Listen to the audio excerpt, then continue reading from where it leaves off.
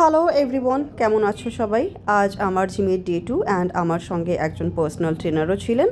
And day 2 আমি machine introduction করি, মানে বেশ অনেকগুলো এক্সারসাইজ করি। এটাকে সার্কিট বলা হয় অ্যাকচুয়ালি।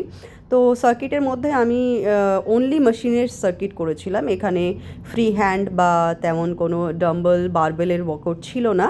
শুরুটা যদিও আমি করেছিলাম ওয়ার্ম আপ থেকে। ওয়ার্ম আপের পরে যেমন তোমরা সবাই দেখলে যে আমি শোল্ডার ওয়ার্কআউট দিয়ে স্টার্ট করি, দেন আমি ব্যাকের এক্সারসাইজ করি।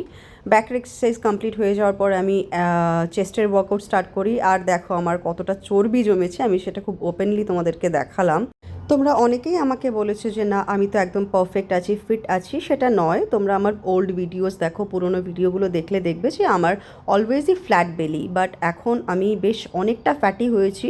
আমাকে খুব ভালো করে অবজার্ভ করলে তোমরা বুঝতে পারবে যে আমি এখন প্রায় পুরো বডিতেই অনেকটা ফ্যাট গেইন করেছি, কাজ আমার ওজন বেড়েছে 8 থেকে 9 কেজি। সো এটা একটা হিউজ নাম্বার। অনেকে ভাবে হয়তো যে জিম ছাড়লে পরে ওয়েট গেইন হয়, এটা একদমই নয়। আমার এই ওয়েট গেইনটা হয়েছে আমার ব্যাড ফুড হ্যাবিটস অ্যান্ড মেডিকেশনের জন্য অ্যান্ড বেড রেস্টের জন্যে।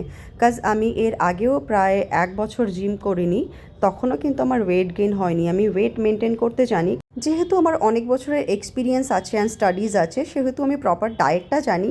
সো ডায়েটটাই অ্যাকচুয়ালি ওয়েট কমানো বাড়ানোর জন্য সবথেকে ইম্পর্টেন্ট।